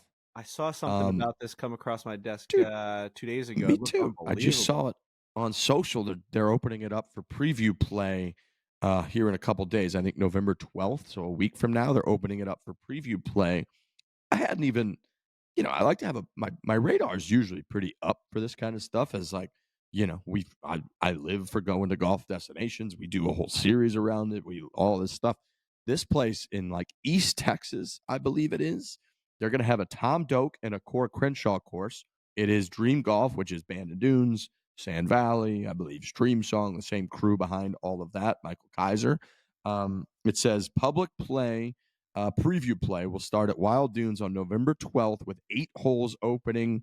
Those who venture to Mount Enterprise, Texas, is where this is, will be able to play the 8-hole loop twice and get lunch for just $70 starting on November 12th. Again, it's only 8 holes that are open on, I believe, the Tom Doak golf course. And then it says in 2027, so it looks like maybe a little over a year from now, is when like real full play will begin, and they're going to have like cottages available at that time and whatnot. But boys, this one, I mean, I know we've talked about Rodeo Dunes, which is again same crowd, same guys that are just within like an hour of the Denver International Airport with the Blue Horse and everything. We've talked about that one before. I didn't even really know that this was coming. This is a nice bonus. Yeah, getting new golf resorts is obviously incredible. I mean, for us in our world and our job, we like to see that because we get to go and kind of highlight them and get to fly the drone and really showcase them. And it's like the funnest thing that we get to do is see these new golf resorts, these new golf courses. But even for buddies trips and everyone that's looking for a new place to go, it's great. It's absolutely great that they're still building these things. I mean, the golf demand is so unbelievable. I mean, you can't build enough golf resorts at this point. You really can't. Right. I was going through a list. I tried to come up with a list that made me think of places in the U.S. that we haven't visited that I would really like to visit. Cabot Citrus Farms is on my list. It's been a couple years now. I feel like we've been seeing this place all over social. It's like 45 minutes from Tampa. The Cabot, umbrella company, operation, entity, whatever they are, they bought what was a couple old courses, I think, there, and then kind of like brought in some different folks. Kyle Franz, who redid the Mid Pines, Pine Needle, Southern Pines courses, restored them, I guess. He, I think, built an original there, and it's supposed to be really, really cool. They're building out, again, one of these kind of Sand Valley-like resorts there. Haven't been there. I know you guys were there for the PGA when Phil won, but has anybody here played Kiowa? No. I have. So Ryan Richardson from the Well, Clouds. my parents live out there, so I'm frequent in the Kiowa area. Have you played it a bunch or just a couple of times? I didn't even know he played the game of golf, man. I've played the Ocean course twice, but mainly like the Kiowa Island course, or like not course, like the club. There's like a private club that has like two called Cacique and River. Those are the main courses. But I played the Ocean course a couple times. I heard it's really hard. It's so windy, dude. Like I didn't even. Obviously, I had fun. It was a cool experience, but like it was impossible to play. I left especially there as a viewer saying to Trent, I do not want to play this course. There's nothing. Yeah. It's like Aaron Hill's type of like for me, like it's just such a hard golf course. Like every shot just feels like you're hitting into the wind, and it's like you just got like everything against you, and then you just like include the water and water holes and marsh, and it's just you're losing your ball all day. There's like there's a tight part of the golf course that you can't believe how tight it is, and then there's an open part of the golf course where it's still tight because the marsh comes in. It's just nuts. It's a very, very hard. And if you play the back tees, which I mean, obviously the pros do, it's an impossibly long course. Impossibly long. It's like 8,000 yards or something. Ridiculous. Back there, and you're at sea level. It's not like the 10, ball flies. Right. I remember. Go ahead, Ryan Richardson. I was gonna say, Frankie, I remember on an old podcast you said that you didn't like Kiowa because everything shuts down at like 9 p.m. You gotta leave the island. Dude, I've never felt anything more. When I go out to my parents' house, it's like it's just everything is dead by 8 p.m., 9 p.m. And it's like the worst place for someone in their 20s to be when they're trying to like do something on Saturday or Sunday. Yeah, I mean, you got the PGA Championship there, which you got to think is obviously the biggest, tourist event of the year there. And they still like there's nothing on the island that stays open. Like we were leaving the golf course at 7:00. It was like closed. They're like, you got to go off the island. We're like, how long is that going to take? It's like a 40 minutes. 40 minutes to the nearest restaurant. Couldn't believe it. We went to bed hungry every night. I was eating edamame. Remember that? I do remember that. I was during an Islanders playoff game. Islanders Penguins. I was eating a ton of edamame. It's the only thing we can get. It truly is island time. So you got to drive 40 minutes to Charleston. Don't get me wrong. It's beautiful. Yeah. But, all right, so Kiowa might not be on our list then. No. We're out on Kiowa. I remember, I think I've told this story before, but when Pashley tried to get Kiz to like say something negative about Kiowa when we were all sitting around the fire pit after the scramble, the first ever 4-man scramble, and Kiz was kind of on one. He had lost. We were drinking. He was kind of giving it to a couple different people, and Pash was like, I'm going to chime in right here and get him to say something negative about Kiowa. And he was like, oh, Kiz, while you're at it, like you've played a major at Kiowa. What do you think about that place? And Kiz was like, Kiowa is as good as it gets. He was like, that place is pure, man. That's a great place. And Pash was like, shit. Okay. I got, in the same vein, I've got Sea Island, where they do the RSM Classic. Yeah. Where a bunch of those guys live. Davis Love III, Zach Johnson's down there a lot. Heard that place is phenomenal. Again, pretty similar part of the country to Kiowa. Never been there. Is it, Frankie, is it Turning Stone? That's like upstate New York? Is that what it's called? Yeah, it is. Yeah. I mean, it's like is that becoming a destination? I mean, I went there. They have a little casino up there. Really nice golf course. They had a PGA Tour event there back in the day. Yeah, just like I just kind of listing places that I've seen. Isn't our boy doesn't Garrett love going there? Wasn't Garrett went there? Garrett posted a ton there. I think they may have like hooked him up with something where he owed them a couple of posts because he posted about he posted about Turning Stone like you wouldn't believe. It was like a week's worth of Turning Stone posts. But yeah, I mean, I really enjoyed the course there. I played at like peak fall foliage time. We went up there for a wedding. We were at the casino. I remember watching like a World Series game inside their sports book, and then like you come out and you play. I think it was called is it Adunio? I think it's like Adunio might be the golf course, or that I might be mixing up the names with something else, but it's got like a Native American name. It's really, really cool. It's a very, very fun golf course. Beautiful. I don't know which tournament was there. It may have been what'd you say? Atun-yote? Yeah, it's Adunio is how it's pronounced. Okay. Because I think I called it Atten-yote, and they were like, "That's just not that's what that's the fanatic. It looks like that. Then it looks like they have like 4 golf courses. They got a bunch of golf courses. Did they have a Nota Begay like tournament there? Is that what it was? Ooh, maybe they member did. of the 2004 Tiger Woods video game. There was some sort of PGA Tour event there. So that's on my list. A good one. And then I have the state of Nebraska on my list. I think there's like Omaha. really sick golf in Nebraska. I think the Prairie Club maybe is the name of a spot, but I think like Nebraska has a couple like really Sand awesome. Hills in Nebraska too. Is that a golf course? That might be golf resorts. We went to Nebraska on our little like American Sand Hills. Sand Hills, yeah. We went to Nebraska, but we went on a Monday when we were going up to South Dakota, and every course was closed essentially. And then getting to like the Prairie Club or Sand Hills was impossible because it was like northwest from where we were going. So we ended up going to the what was that golf course we went to in Omaha, Trent? We ended up having a Barstool. Where was it, or what was it called? What was it called? Ridge, something Ridge. Not Shadow Ridge. Shadow Ridge. Yeah, we had a Barstool Classic there too. Right. So Nebraska is on my list, and then Lake Tahoe. I just have the general area of Lake Tahoe. I think it's like Edgewood, maybe, is the one that they do the American Century Celebrity thing at, where Steph Curry always gets like a hole-in-one. Lake Tahoe is a place that I just hear about, and then I see it when that tournament's going on, and I would like to go there. It's just beautiful, man. I've been to Lake Tahoe once, but we didn't really play golf on like Lake Tahoe. We played this place called like Mount Trudeau or something near it. That was actually really cool. But the whole area is like as beautiful a place as you can go to. So I have Tahoe on my list. These are the places in the United States of America that we haven't been to that I would like to go to. And then we are, of course, trying to go to Ireland next year. I'd love to play Vermont golf. Ooh, I've played Vermont golf before. Our guy John Moser, he at Woodloch Pines is a huge advocate of Vermont golf, as is our guy Noah Khan. He was showing me some pictures and videos of some of these courses up in Vermont.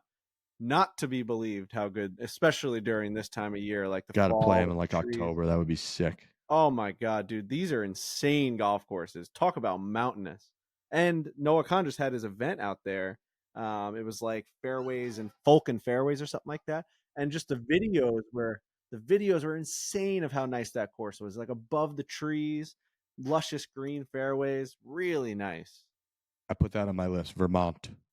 I'm gonna put parenthesis in the fall mountains. With our guy John from Woodloch. That's who we got to go with. And maybe mountains. Noah Khan. And maybe Noah Khan. Our guy John and Noah. And our friend Noah. Okay. Noah Khan. Right. Go. Season of the Sticks. All right, gentlemen. I got a really cool package from Adidas Golf.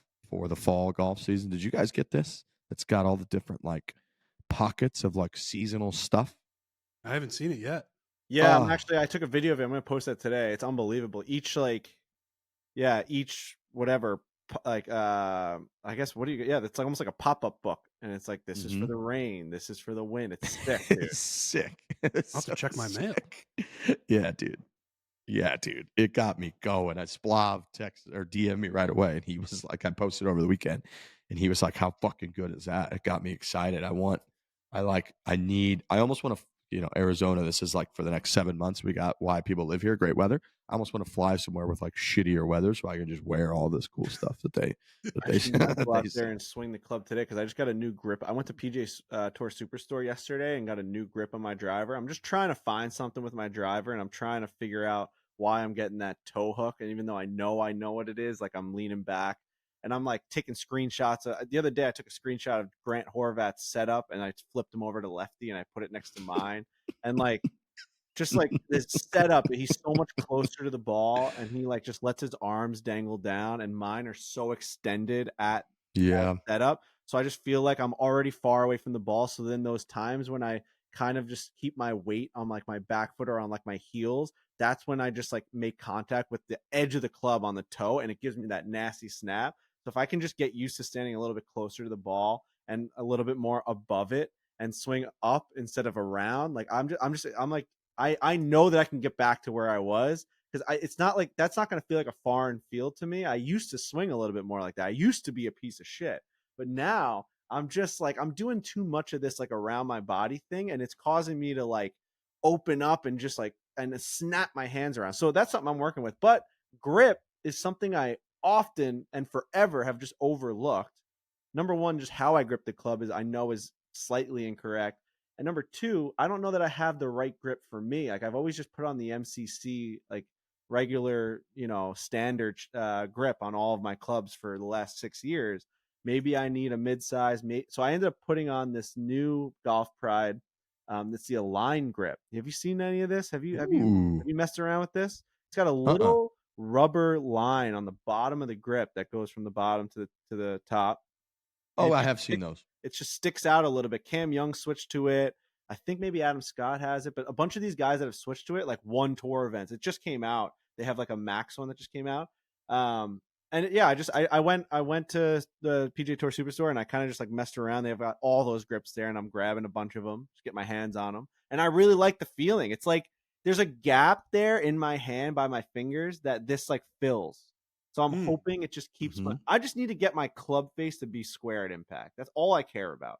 I've got a pretty naturally okay swing. I know if I can keep that club face square, I'm going to be in a good spot. It's when it starts to twist and turn on me so much. Like, dude, the technology in these new TaylorMade drivers are supposed to keep it flat at impact. That's if you like generally move it a little bit. I'm moving it so much at impact, you wouldn't believe. It's like fucking like all the way this. It's nuts. It's your grip? You think it's your grip? I just think I need confidence. I just need something a little more solid in my hands. I know that it's my takeaway. I know I'm so far away, but I need that confidence to just like trust and be one, like a little bit more connected. I think it's in the grip a little bit for me. I feel it move around a little bit too much. I get a little too handsy. I'm hoping a little bit more thicker, something. I went +4 in the grip, so maybe something a little thicker in my hands, Yep. Get my hands around it. I hear you. Yeah, totally. Right. So I'm going to maybe hit some balls today. I'm excited. It's such a nice time of year to hit balls. Yep. Oh, God. I put my Christmas tree up. When are you guys doing that? I did that. It's too early, man. Nope. What? We're just doing it. Let's just do it. I mean, it's too early. That's why you're saying it. But, I know, but here's why. I think last year I didn't do enough Christmas things. We've talked about this on this podcast, like maybe a couple years ago, where like we really want to. It was 2 years ago. We were big time Christmas a couple years ago. We kind of blew it last year. I just didn't do it. I didn't watch enough movies. I didn't listen to enough music. So I'm overcompensating now. I get that it's a little too early, but it's a nice thing to have. The lights were off last night, and just the glow of the tree in the living room, beautiful. But I'm not like I like Christmas tree. I live for Christmas, but there is there's that time of year where it's like you're looking forward to almost the setup too. Like that to me is just as fun as actually doing it. Like right around Thanksgiving, that's when Christmas stuff comes up. So like that anticipation. But I mean, I'm not totally against you. Like, I mean, more time with it, the better. It's fun stuff. It's nice to look at. It's relaxing. It's fleeting. It's nice to look at it. It seems like you wait too long, and then you're into December, and then your tree's up for like a week and a half, and you're like, well, I didn't really do that the right way. This has got me reconsidering. I think my plan is I'm going to put it up before I leave for Thanksgiving to go home. That's fine. Yeah, I think I'll do that too. Yeah. We're going to be on the road. Yeah. So And then when you come through the door, bang, there it is. It's Christmas time. That's I'm going to re-enter into the winter wonderland. It's kind of my plan. I'm noticing with a child that the holidays really hit you like a lot. Like it's what I've been yearning for. I remember I said a couple years ago where I was like, I just need that feeling again of like the holidays feel like they're here for a while. You're really getting into it. Like Halloween felt like was here forever because we were doing a bunch of different stuff. We went to Woodlock. We did hay rides. We did a bunch of different walks in different costumes. We're like setting up Frankie for different pictures. We're like bringing him trick-or-treating, and we were watching movies, playing Halloween music. I can't wait for Christmas. Like, it's gonna be big. It's gonna be real big. And he's not even old enough to really enjoy it yet, but I just know that I'm gonna get swept into it. Real swept into it. That's great. That's actually nice because you do, as you get older, the magic goes away more and more each year. And you're just like, it doesn't quite feel like it used to. And I can imagine having a little one around probably really intensifies that. My brother and his wife just had a kid. I'm excited. I'm going back to Iowa for Christmas. And I do think even having just like little ones around, because now when everybody grows up, you get together and you have drinks and maybe there's presents, maybe there isn't. But when there's a little one around, I think it's more people are like, oh yeah, let's get back into the actual spirit of the holiday. Just makes you happy. I mean, we took him to the mall yesterday, and people were like, we were walking him through the stores. People were like laughing, looking at him, like smiling. I'm like, he just makes people happy. So it's like that times a million with the holidays. You hand them to a grandparent, and or you know what I mean? Like it's just it's something for everyone to just be happy about. And like it's a little bit different than just sitting around drinking eggnog, like watching the football game on Christmas morning or something. You know, it's just different. I totally agree. I'm pretty heavily on the side of I'm not a kids guy. I'm not going to have kids, but I understand the energy that they bring to an event like that. Oh, man. Where it is that you're holding them, then the uncle wants to hold them, the grandparent wants to hold them like that. The energy of a young child at an event like that, I totally understand. Like it brings it up. Delicate celebrity. They're like a delicate 100%. celebrity. Breathes life into the room. Until they start like screaming and pissing and shitting, and then turns things down. Well, then everyone just hands it back to you. Like, exactly. Figure this out, Frankie. Poopy diaper, and just like getting handed a baby. It's just staring at me like. Frank as a Frank for Halloween made me laugh. Oh, dude, so good. Wearing a hot dog we costume. we have a nice the holidays fall in a very advantageous schedule this year, where it's like I want to say Christmas and New Year's are on like Thursday, so we're gonna have like 2 weeks off. Whereas, you know what I mean? It's gonna be like, oh wow, Monday, Tuesday's like the 21st, 22nd. So we'll do pods and we'll get everything done, and then from like Wednesday until the following Monday, it'll be like everything's kind of shut down because everyone's doing Christmas and New Year's. That is really nice. I know. All right, boys. Well, thank you everyone for listening. As always, big thanks to our sponsors. Chevy, our title sponsor, been great. Body Armor, Kraken, One Protein, Diamonds Direct, Microsoft, who's come on board. I don't know if you've heard of Microsoft, one of the biggest companies in the history of the world. So they're supporting the crew these days. It's nice. And then Ryan Richardson and Frankie coming in with the graphic. There you go. I'll come up with another one for next week. That was awesome. I'm like giddy thinking about that. So I still can't believe some of those names. I kind of Tyron. Figure that out later. Tyron. We got to get him on the show. Everyone have a great weekend. Enjoy the Internet Invitational. Reminder that next week is the conclusion of it. So enjoy today's episode. Watch it over the weekend if you don't have time during the week. We appreciate that very much, and we'll see you next week. Hit it hard. Hit it hard. Hit it hard.